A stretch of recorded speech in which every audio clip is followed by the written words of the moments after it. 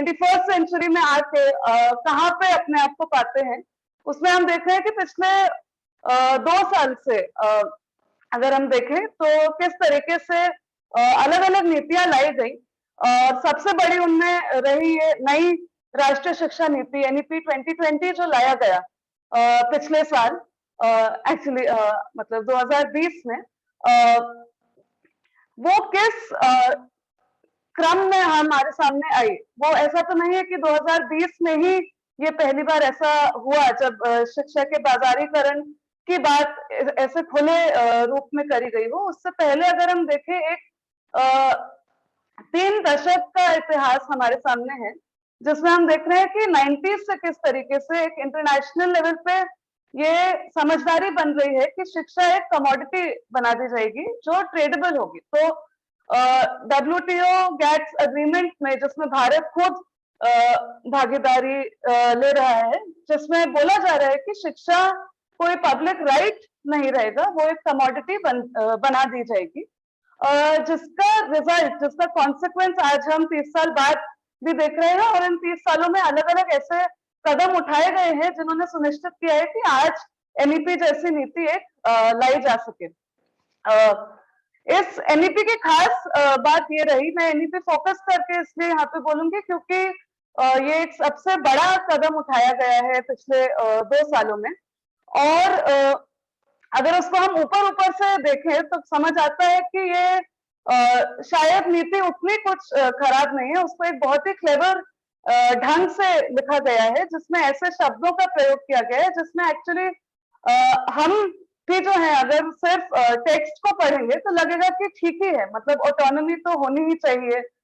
लोगों को पढ़ने में चॉइस तो होना ही चाहिए, और वॉलंटरी रूप से ही आपको डिसाइड करना चाहिए कि आप कब पढ़ना चाहते हैं, कब नहीं पढ़ना चाहते, क्या वापस आने का आपके पास ऑप्शन है कि नहीं। लेकिन अगर हम इस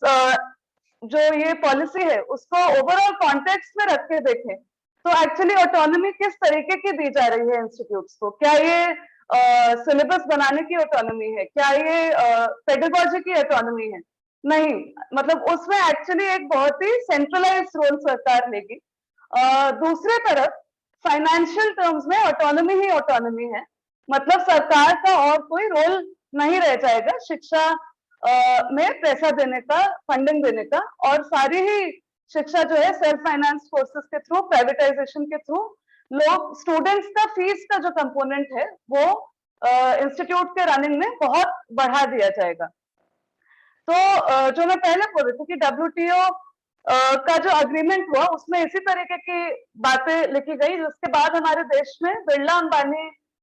कमेटी की एक रिपोर्ट आ रही है 2000 में, जिसमें भी यही बोला जा रहा है कि एक मतलब ग्लोबल स्टैंडर्ड के हिसाब से भारत के एजुकेशन सिस्टम को बेहतर करना पड़ेगा, जिसमें सबसे इम्पोर्टेंट चीज है शिक्षा का प्राइवेटाइजेशन करना। और इसी से बेसिकली हम एक ग्लोबल सिनेरियो में, ग्लोबलाइजेशन के दौर में एक अच्छी शिक्षा व्यवस्था बना पाएंगे, जिसके बाद ही हम देखते हैं कि बहुत ही तेजी से प्राइवेट कॉलेजेस बढ़ रहे हैं देश में। अगर हम सरकार के खुद ही के आंकड़े देखें तो 2018-19 तक एक्चुअली इस देश में 78% कॉलेजेस जो है वो प्राइवेट हो चुके हैं। तो एक्चुअली ये 22% जो बचा कुचा है उसको आज तोड़ने की और कंप्लीटली बेच देने की बात करी जा रही है। हमारी लड़ाई एक्चुअली इसको 22 से 100 करने की है, और वो कह रहे हैं कि ये 22 पूरा शून्य में चला जाएगा। दूसरा जो चीज पैंडेमिक में और तेजी से हमने एक्चुअली देखा, एनईपी के साथ साथ ये प्राइवेट डिजिटाइजेशन का चीज, जो एक्चुअली आगे आने वाले एक सेशन में शायद पर्टिकुलर डिस्कशन भी होगा उस पर, लेकिन एनईपी में इसमें भी काफी जोर दिया गया है, जिसमें एक्चुअली पैंडेमिक का इस्तेमाल करते हुए ऐसा इंफ्रास्ट्रक्चर ऑलरेडी बनाने की कोशिश करी जा रही है। यूजीसी के एक्चुअली नोटिस ऑलरेडी निकाल चुकी है कि 40 से 70% क्लासेस जो है वो ऑनलाइन करी जा सकती हैं even after the Covid pandemic. तो वो कोविड का कोई स्पेशल मतलब उसमें रोल नहीं रहेगा, परमानेंट तौर पे शिक्षा को डिजिटाइज कर दिया जाएगा। और इसका एक ठोस लिंक है आज के दिन में प्राइवेटाइजेशन से, क्योंकि हम देख रहे हैं कि 2000 में तो ये बिरला अंबानी कमेटी रिपोर्ट आई, उसके बाद 2017 में गूगल और केपीएमजी जो दुनिया के इतने बड़े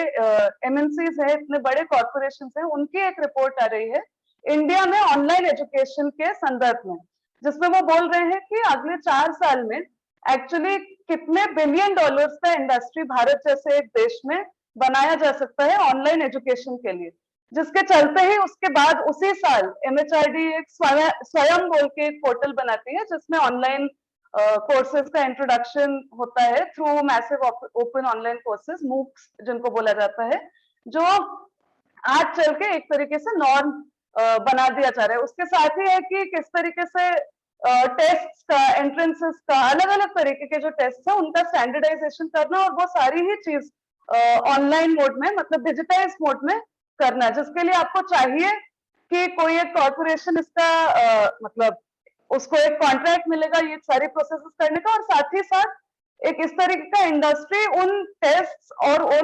उस तरीके के प्रिपरेशन के लिए बनाया जाएगा जिसके लिए जरूरी है इस तरीके का स्टैंडर्डाइजेशन होना। तो एक समय पे जब हम स्टैंडर्डाइजेशन की बात करते थे कि एक्चुअली सबको समान रूप से शिक्षा मिले, उसकी जगह किसी और तरीके का स्टैंडर्डाइजेशन आज हमारे सामने होते हुए दिख रहा है। आखिर में बस शुरू करने से पहले ये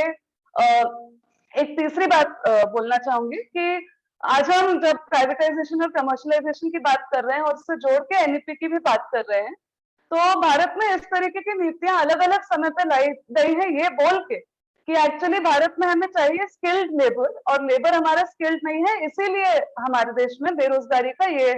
हाल है। लेकिन अगर हम देखें, मतलब एक्चुअली बेरोजगारी इतनी है देश में, लेकिन उससे कई गुना ज्यादा एक्चुअली जो लोग हैं वो वर्किंग एज के जो हैं, वो पिछले 10 सालों में वर्किंग एज पॉपुलेशन बढ़ा है, उसके मुकाबले एक्चुअली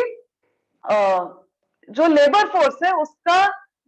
इंक्रीज उस हिसाब से नहीं हुआ है। तो एक्चुअली हमारे देश में बहुत सारे ऐसे लोग हैं जो अलग अलग तरीके की ट्रेनिंग ले चुके हैं और स्किल्ड भी है, लेकिन नौकरी कहीं पे नहीं है। तो इसका जवाब हमें यहाँ से नहीं मिलेगा कि लोगों को और वोकेशनल ट्रेनिंग देके हम रोजगार क्रिएट करेंगे। एक्चुअली बहुत लोग हैं जो रोजगार चाहते ही हैं, लेकिन इस देश में वो दिया नहीं जा रहा है, तो उसका सोर्स कहीं और है, और उसको यूज करके बेसिकली आज के दिन में इस तरीके के कोर्सेज का भी इंट्रोडक्शन किया जा रहा है, जिस चर्चा में हम शायद डिस्कशन सेशन में भी जा सकते हैं, जिसका लिंक बेसिकली अगर हम देखें तो देश में किस तरीके से लेबर का हायरार्की एक्चुअली क्रिएट किया गया है और उसको और सॉलिडिफाई करने की कोशिश करी जा रही है ऐसे मतलब एजुकेशन में इस तरीके के चेंजेस करके, जिसमें मतलब उसी साल हमने देखा कि साथ ही में कैसे लेबर कोड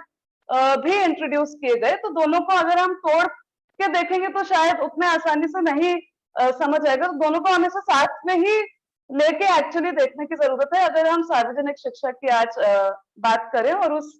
पहल का अपने आप को हिस्सा माने कि मतलब देश में सार्वजनिक शिक्षा हो और उसको एक मुद्दा बनाया जाए।